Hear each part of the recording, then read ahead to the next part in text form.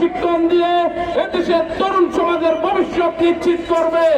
আমরা আর কোনো চাঁদাবাজ, সন্ত্রাসবাদ, দুর্নীতিবাজকে বাংলাদেশে আর দেখতে চাই না। আমরা তাদেরকে লাল কার্ড দেখাবো ইনশাআল্লাহ। আমরা স্মরণ করছি বাংলাদেশ ইসলামী ছাত্র শিবিরের প্রতিষ্ঠাকালীন সভাপতি শহীদ মীর কাসেম আলী মিন্টু ভাইকে, যে মিন্টু ভাই বাংলাদেশের অর্থনীতিতে যে ভূমিকা রেখেছিল, এই শেখ হাসিনা সরকার তাকে অন্যায়ভাবে জুলুম করে তাকে ফাঁসিতে ঝুলিয়েছিল। আমাদেরকে গত 17 বছর কেন প্রতিষ্ঠার পর থেকে অনেক প্রচেষ্টার পরেও আমাদেরকে থামানো সম্ভব হয়নি। খুনি হাসিনা সর্বোচ্চ প্রচেষ্টা করেও আমাদেরকে থামাতে পারেনি। ইনশাআল্লাহ ভবিষ্যতে একটি সুন্দর সমাজ বিনির্মাণ করার পূর্ব পর্যন্ত আমরা ইনশাআল্লাহ থামবো না। এক এক করে এ পর্যন্ত 49 বছর পার হয়ে গেল।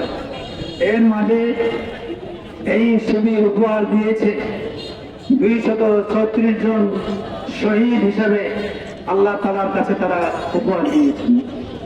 এই শিবিরের দীর্ঘদিনের রক্ত, দীর্ঘদিনের কষ্ট এবং আগামী দিনের একটি নতুন দেশ, একটি নতুন বাংলাদেশ গড়ার লক্ষ্যে ইসলামী ছাত্র শিবির এই পর্যায়ে এসে পৌঁছেছে।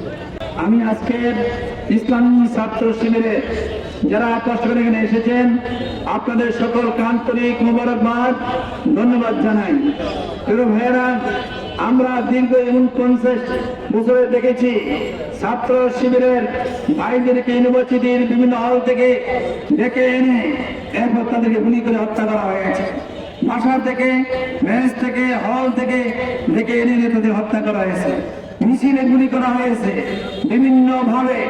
236 জন ভাই ইতিমধ্যে শহীদ হয়েছেন। আমরা আজকে সময় এসেছে, সুযোগ আসছে, আমরা আমাদের সেই শহীদদের বদলা নেওয়ার সুযোগ আসছে। আমরা শহীদদের বদলা নেব আগামী 12ই ফেব্রুয়ারি ত্রয়োদশ জাতীয় সংসদ নির্বাচনের মাধ্যমে আমরা সে শহীদদের বদলা নেব ইনশাআল্লাহ। কিন্তু বিগত প্রেসিডেন্ট ছিলাম আমাদের যে কর্মসূচি, সেই কর্মসূচিকে শান্তিপূর্ণভাবে করতে দেয়নি। বিভিন্ন সময় আমাদের উপর যে জুলুম হয়েছে, আমাদেরকে ম্যাচে থাকতে দেয় নাই, ম্যাচ থেকে ধরে নিয়ে এসে আমাদেরকে জেলখানা বন্দি করে রাখা হতো। আমাদের বাইক ভাইদেরকে ক্যাম্পাসে ওপেন চলাফেরা করতে পারে নাই। সেখানে যারাই নামাজ পড়তো, টুপি পড়তো, পাঞ্জাবি পরিধান করতো, তাদেরকে সেখানে ক্যাম্পাসে জুলুম নির্যাতন করা হতো। আজকে আমরা বিভিন্ন ক্যাম্পাসে স্বচ্ছভাবে যে রক্ত দিয়েছি, তার প্রতিদান আমরা পেয়েছি বিভিন্ন বিশ্ববিদ্যালয়ের ছাত্র সংসদ নির্বাচনে।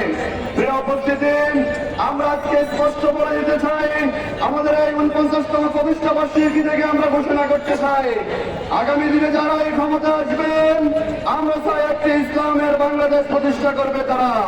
যারা এই ক্ষমতা আসবেন, আমাদের 1/3 তরুণ সমাজকে নিয়ে তারা চিন্তা করবে। তরুণ সমাজকে তারা সৎ, দক্ষ, দেশপ্রেমিক হিসাবে গড়ে তুলবে। আজকে আমরা এই প্রতিষ্ঠা বার্ষিকী থেকে স্পষ্ট ঘোষণা করতে চাই, বাংলাদেশ থেকে সকল ধরনের দুর্নীতি, মাদক, চোরাচালানি, সকল অপকর্ম, এগুলোকে ইসলামী ছাত্র শিবির লাল কার্ড দেখাবে।